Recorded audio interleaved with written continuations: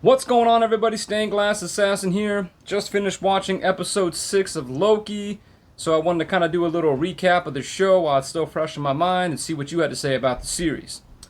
Now, if you watched my previous video, you know that there was only a couple shows and movies that MCU Phase 4 was offering that I was interested in. Loki was one of them. In fact, I was pretty excited about Loki because, well, I love the character and, Tom Hiddleston is a great actor, so I had high hopes for the show. Now, after watching WandaVision, I was certainly disappointed. I thought the show started strong, but it just kind of went off the rails writing-wise. Wasn't a fan of what they did to Wanda's character. Falcon Winter Soldier, that was just one big political statement. Wasn't for me. I said it before. I watch these shows as escapism, not a remembrance of kind of what's going on in society. So that one missed the mark for me. So essentially it was strike one and strike two. So I was a little nervous when Loki came out. I was hoping this wasn't going to be strike three. Now, after watching episode 1, I was, my worries were getting higher because the first episode of Loki left me very disappointed. It was, a boring episode. There was a lot of talking. There was a lot of demasculating the character. Loki was, the god of mischief, a very formidable opponent before this, and then he's immediately knocked down to, a court jester in this first episode. Like I said, it was a lot of talking, and all we kind of got out of it was a self-revelation of what kind of a failure he is. So, missed the mark for me. Now, episode 2, I really liked the concept of it when I went back and looked at the episode as a whole, because, obviously Loki reluctantly joining the TVA to try to track down the variant. And, we get more of that MCU humor, and that's just kind of the staple of Marvel right now. And that's fine. I got nothing against that. It's just that, again, we got more talking, more office scenes in the library, and then, I did enjoy how Loki, he's a very intelligent person, discovers where, Sylvie is hiding in those catastrophic events, and then they go to the grocery store and we meet Sylvie and he follows her to Lamentus. But, again, that was 2 boring episodes in a row.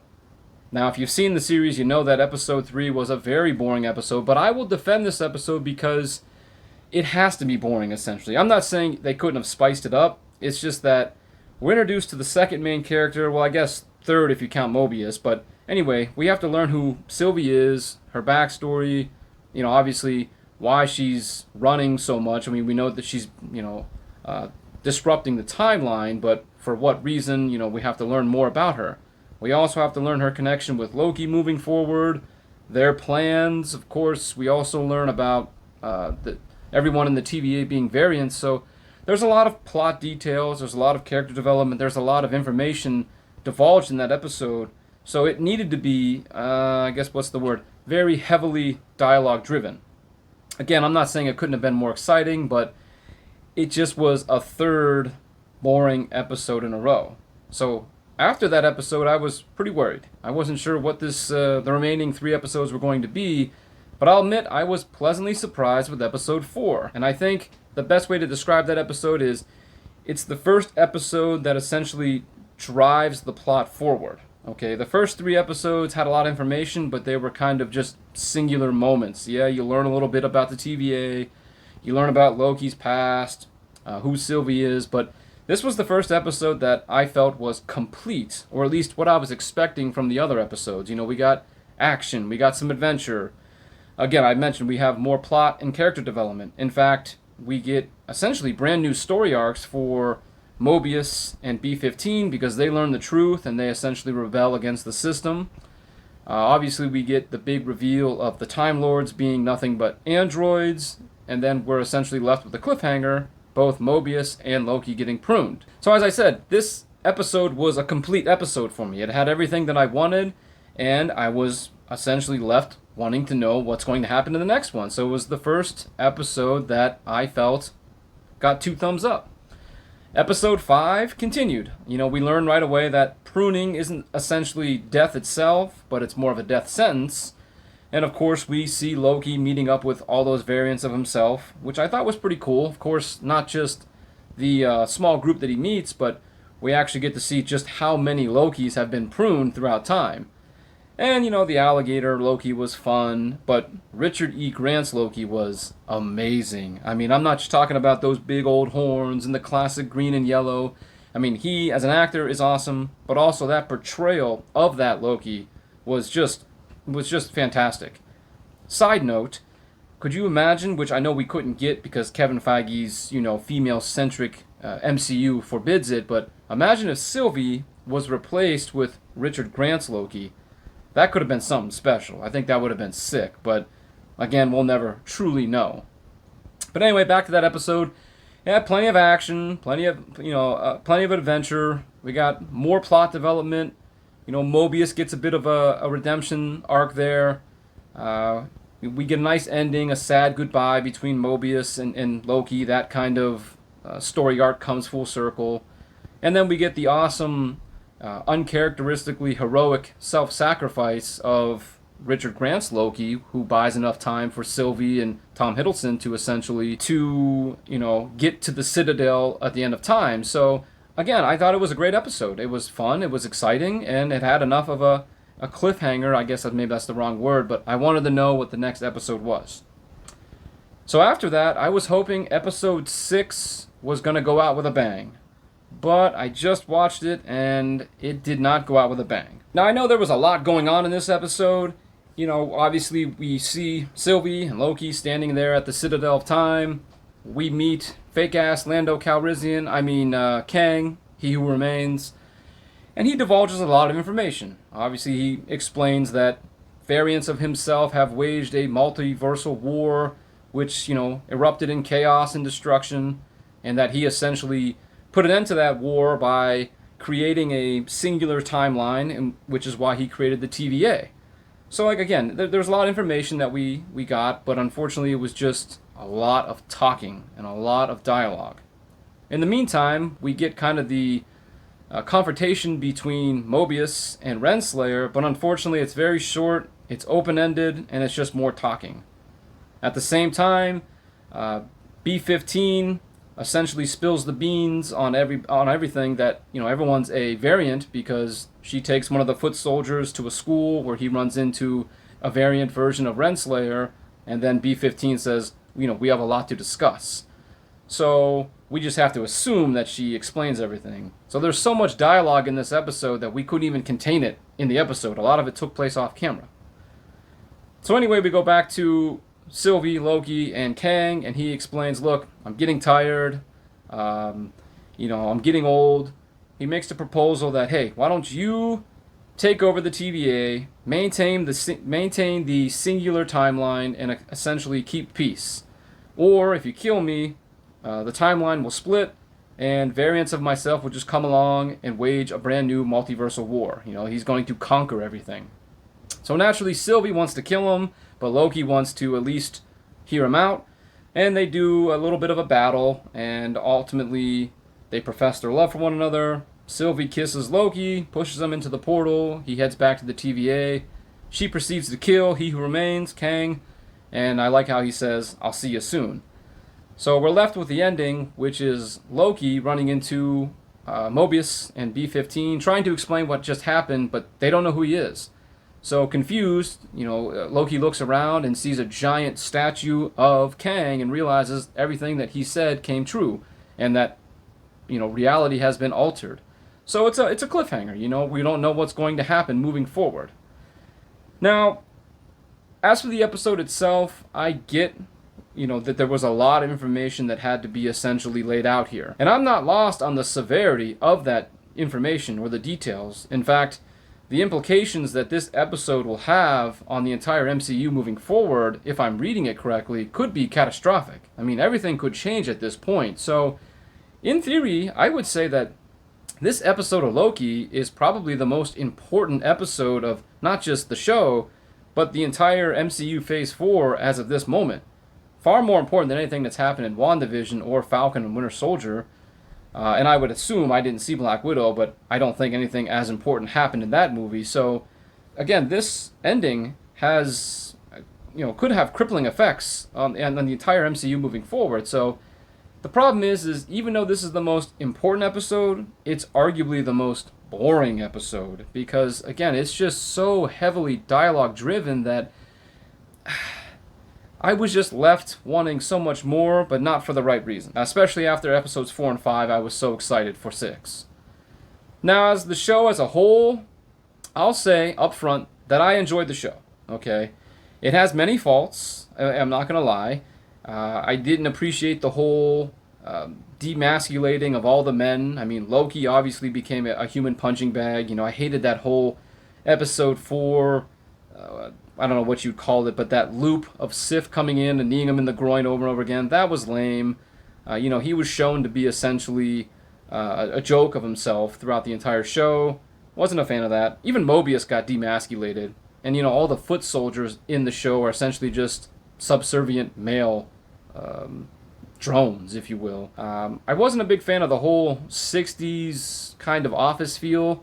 I understand the look they were going for, but they have unlimited technology. They're jumping from time and space, but they're still using typewriters and pens and papers. That just kind of, for me, just wasn't there.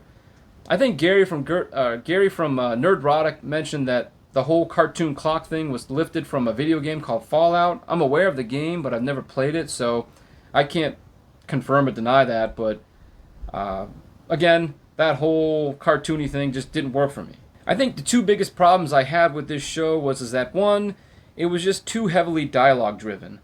Now, the synopsis for this show when I first read, when it was first coming out, was that it was going to be kind of a fantasy/adventure. But this played out, for the most part, like a long, a Law and Order. I mean, there was just so much talking, and then, yeah, every episode had a little bit of excitement, save for episodes 4 and 5, but I don't know. I just didn't want a tea party, when Kang was describing everything. I wanted to see some action and adventure, But I think the second biggest problem with this was the missed opportunities, and that's kind of, plays right into that first problem where, the first episode, okay, you have Loki, who's an amazing character, and you have Tom Hiddleston, who's an amazing actor, so your range is, limitless.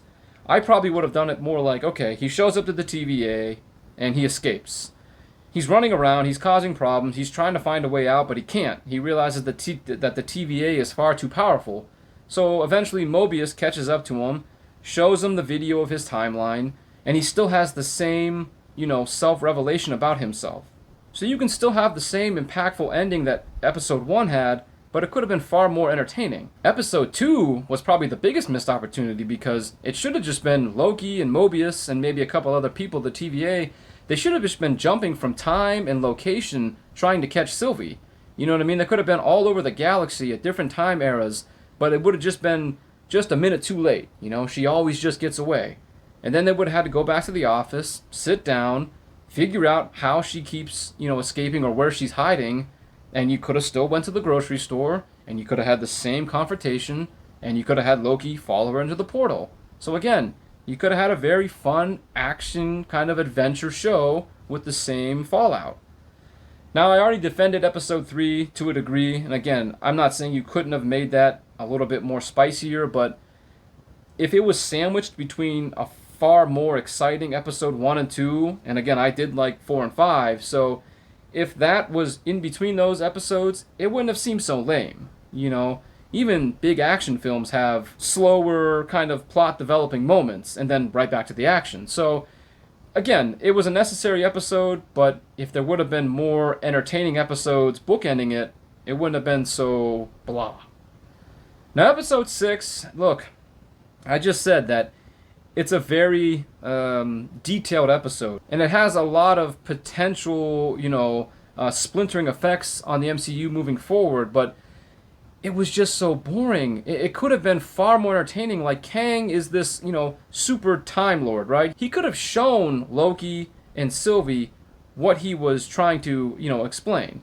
He could have shown them, visions of Kang destroying universes or, destroying whole galaxies or the chaos that he's trying to describe. But instead, we got a tea party, eating apples, and a little clay statue trying to explain what was going on.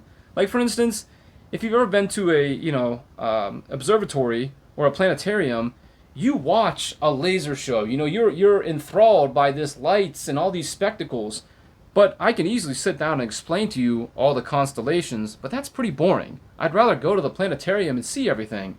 Well, that's what they should have done in that episode. Kang should have been trying to show them the chaos that would ensue if he dies. Not just use that little clay statue. I mean, it was a cool little statue, but again, it was a missed opportunity. We should have got special effects up the wazoo and had that episode end with a bang.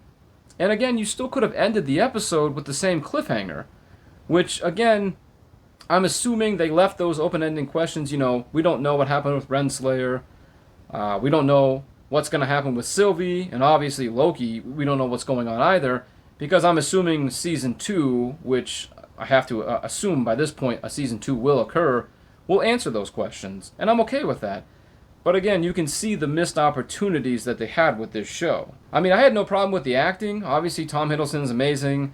I like Owen Wilson. I know a lot of people don't like him, but yeah, I know most of his roles in the comedy universe are all kind of typecast, but I thought he brought just enough of his comedic touch and put a little bit of seriousness into Mobius's character.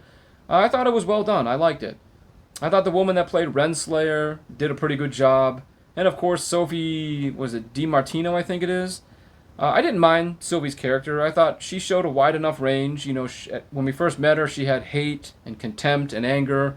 And then as the show progressed, we saw a more softer side, you know, more understanding, passion, and then obviously love at the end there. So all in all, I thought the acting was, you know, pretty good. I mean, it could have been better in certain areas, but I'm not going to crap on it. So, you know, at the end of the day, I did enjoy the show, at least the concept of it. I just felt it kind of under-delivered. I would probably give it 6 out of 10. Could have been a lot better, but it could have been a lot worse. I certainly enjoyed it a lot more than WandaVision and Falcon and Winter Soldier, so if there's a Season 2, I'd probably check it out. Tom Hiddleston will do a good enough job to essentially reel me into anything he's going to do, so I would probably definitely check out Season 2 if and when it comes out. And I definitely would recommend it for people that are invested in the MCU moving forward. As I said, there's only a few more showings from Phase 4 that I'm really planning on watching, so if you're just a casual fan, you might be able to pass on this show and still get what you want out of the MCU, but for completists, obviously you need to see it. But I want to know what you think about the show. Did you like it? Did you hate it? What did you want to see? What were you expecting? Either way, let me know down in the comments. While you're there, like and subscribe so you know when the next video comes out. And until then, thanks for watching. I'll see you next time.